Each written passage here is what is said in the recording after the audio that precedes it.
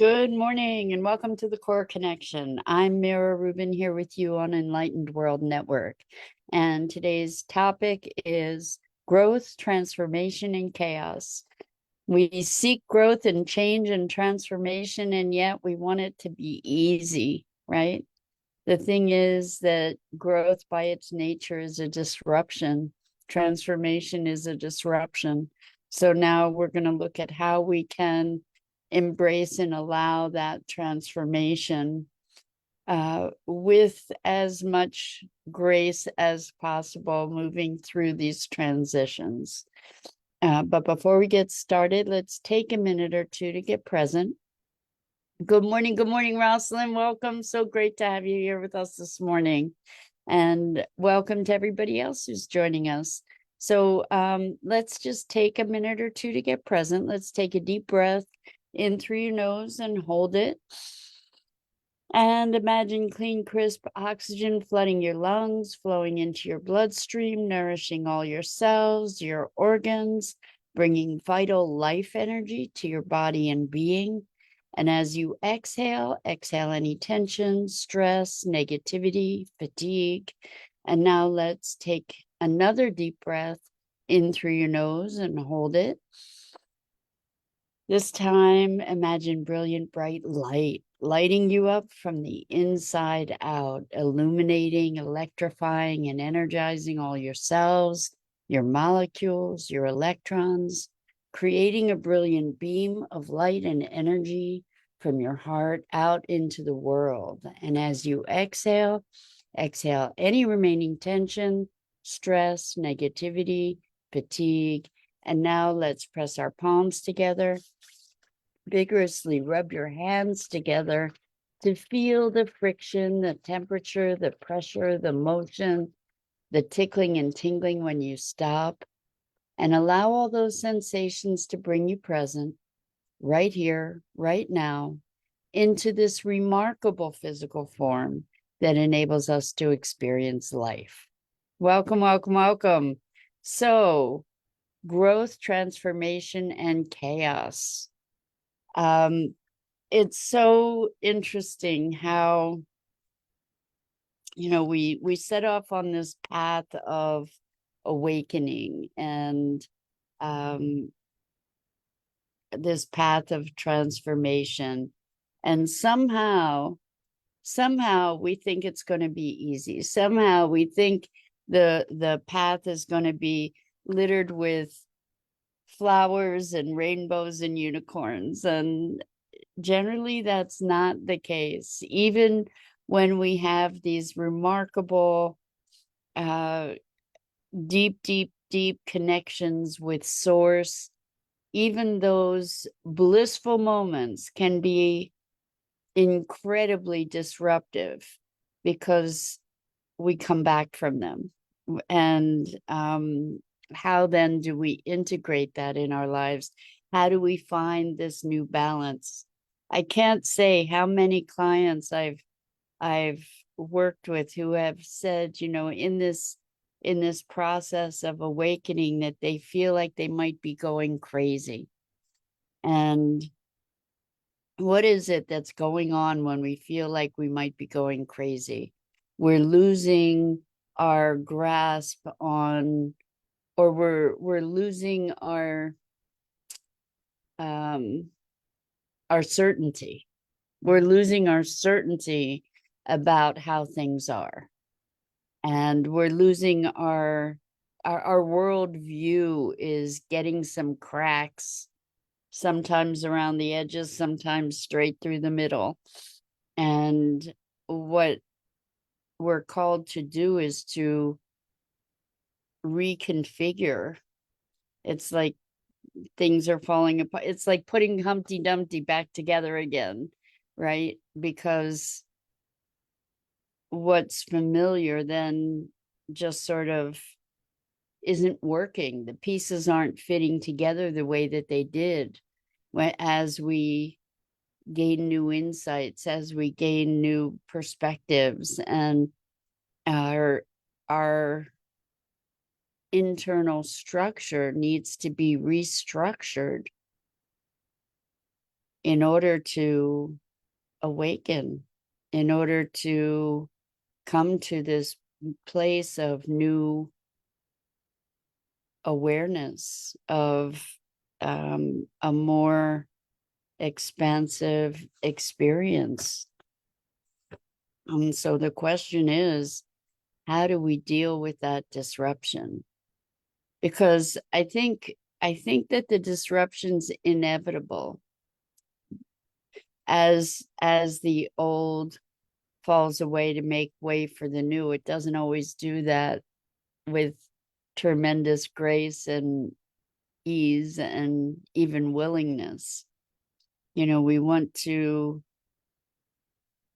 in a certain way, despite invoking transformation, we want to hold on to what's familiar. And there's often a discordance between what's familiar and what's emergent.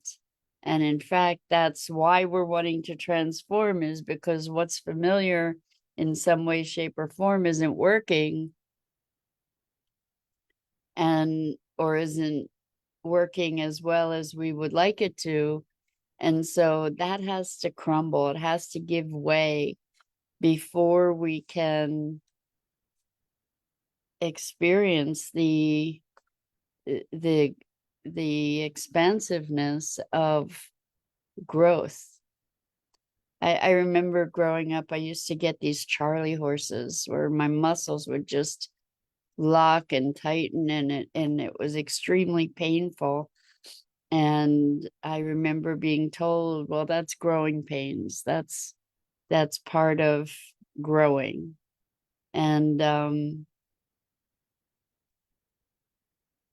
we've talked about the distinction between pain and suffering. We can experience pain, but the suffering is optional.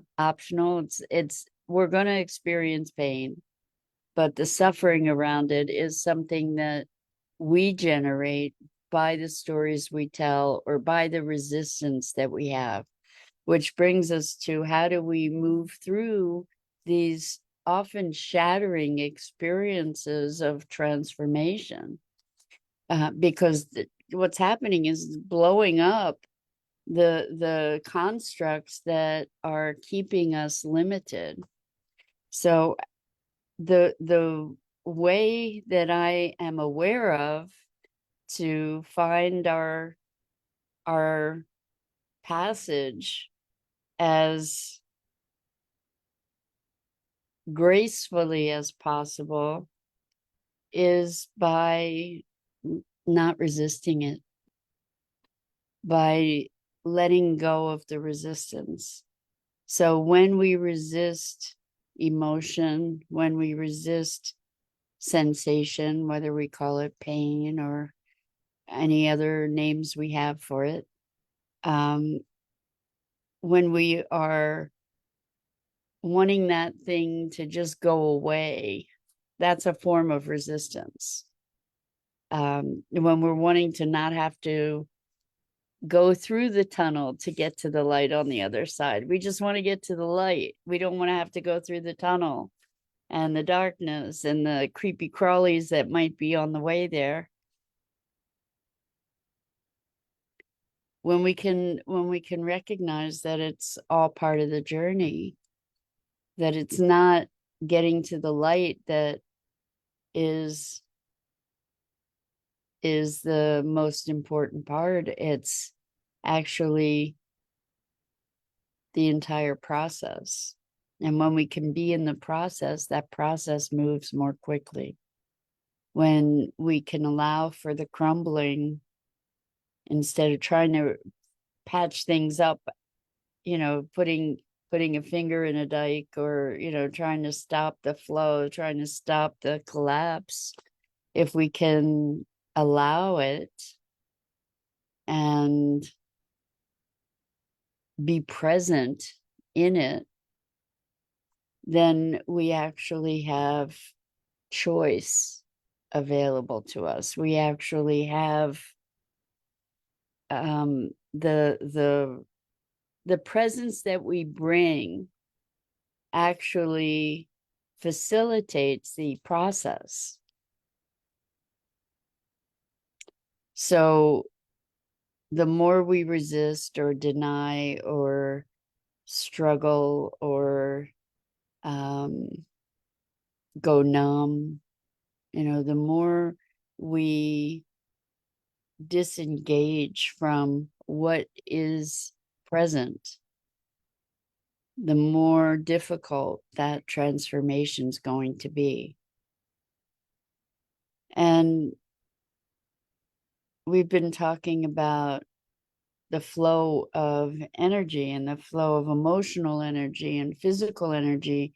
It's interesting because I know years ago, certainly, all this energy talk would be just dismissed as woo-woo kind of talk. And now, isn't it fascinating that science is validating all this stuff? We're still not fully in the space, although we're beginning to migrate there more and more, not fully in the space of recognizing that we are energetic beings, and our physicalness is also energetic. And this resistance, we know, like when you're resisting something, it takes a lot of energy. It takes a lot of energy, and there are repercussions of it, right? Like your muscles get tired out, your body gets stressed, and energetically, we're impeding flow. So I want it comes up that I should be talking a little bit about something that happened for me. I think it was yesterday. I kind of lose track of the days. But yeah, it was yesterday.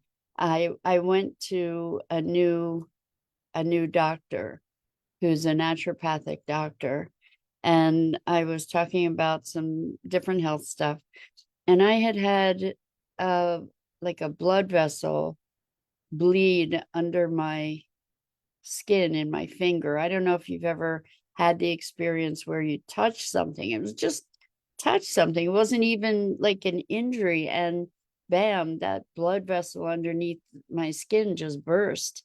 And I knew that it did because my finger swelled up, and you can see probably a little bit that it's still black and blue. When that happened, I just sat with it. I let myself experience the feeling of it, really going deep into it. And as we go deep into the sensation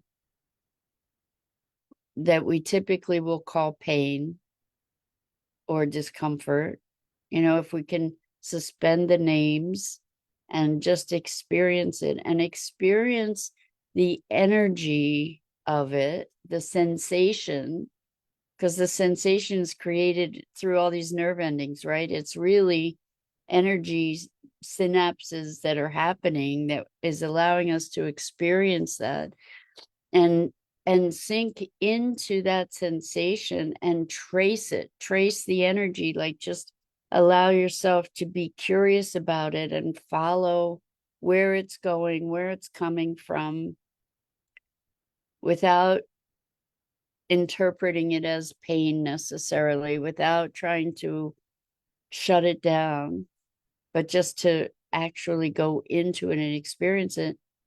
And what happened was it healed. And I had shown this to the doctor, and he said, well, if it was a real blood bleed, it is not, they don't heal that quickly. And I said, I did that. And the doctor was kind of quizzical about it, accepting but quizzical.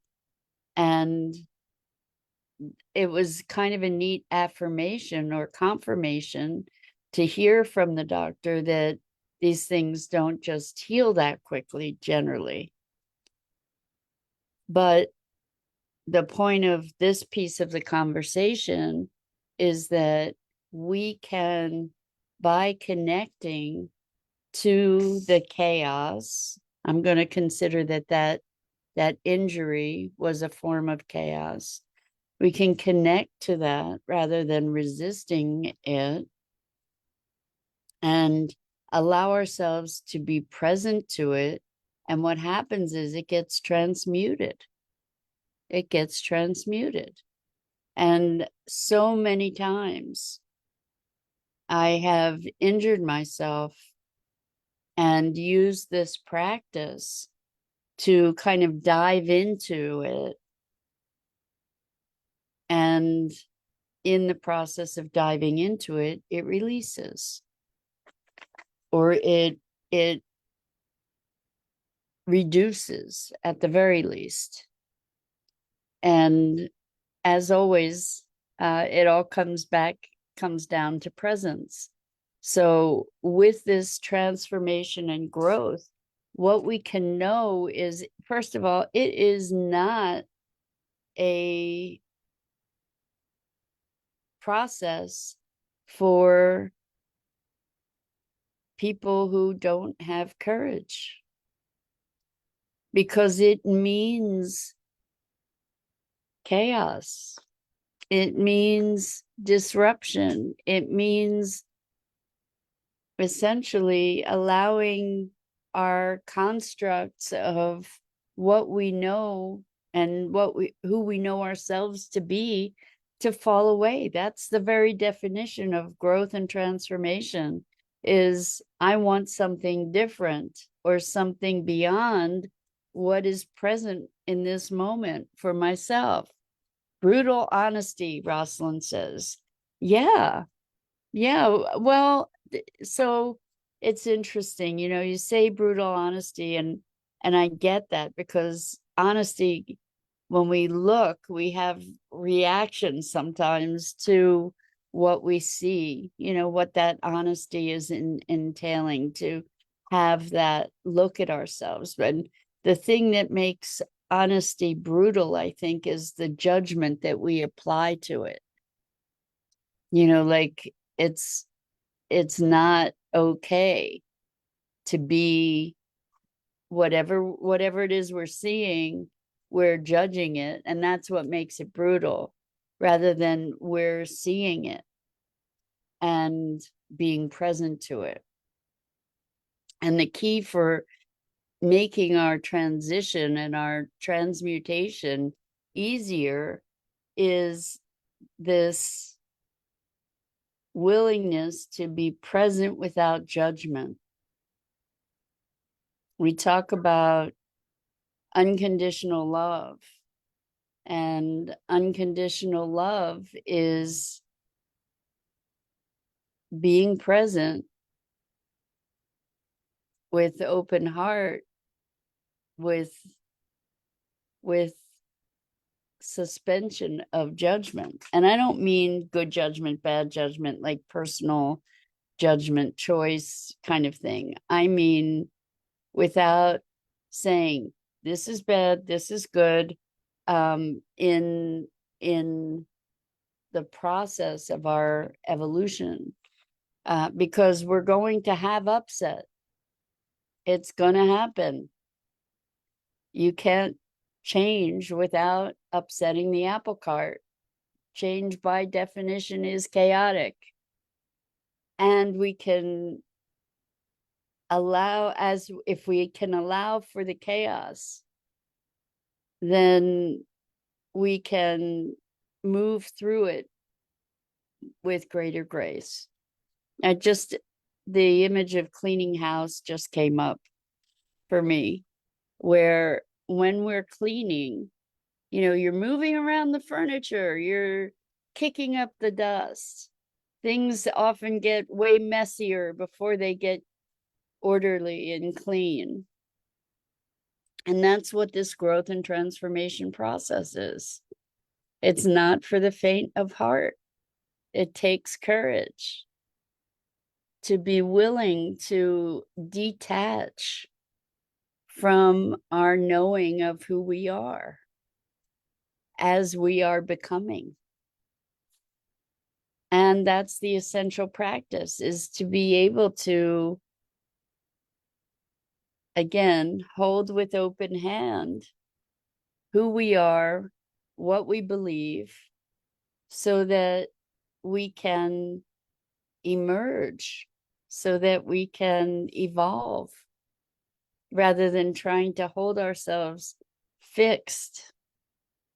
And yes, there are certain tones that remain the same. There are certain foundational, the essence, the essential tone of our unique being that remains constant. And that's who we are. We tend to think that we're all the artifice that's laid upon that, when in fact it's that tone, that underlying essence that is constant from birth to death and perhaps beyond, that is our essential being. And the work of our lives really is to be allowing the fading away and falling away of all the overlays that's on top of that, that may be, and that's the transformation. The chaos occurs when we're trying to hold on to all those things that are the overlays. So holding life with open hand, holding the change and disruption also with open hand, and allowing ourselves to breathe into it and to be curious and to have compassion for ourselves and for the process, can help to ease that path into and through transformation. And it does take courage, because we don't know who we're going to be on the other side as we let go of who we think we are. And that's the scary part. The reassuring part is that on the other side of that, we just become more of who we are in our essence. And there's a greater ease and comfort in that more authentic expression. So that's it for today. I'm Mira Rubin. This is the Core Connection, and I go live here each weekday morning at 9 a.m. Eastern on the Enlightened World Network Facebook page and YouTube channel. And I invite you to please like, follow, and share Enlightened World Network and me. The links are in the description. And as always, it's such a gift to be able to spend this time with you and share these musings on what it is to be human. So until next time, so much love to you.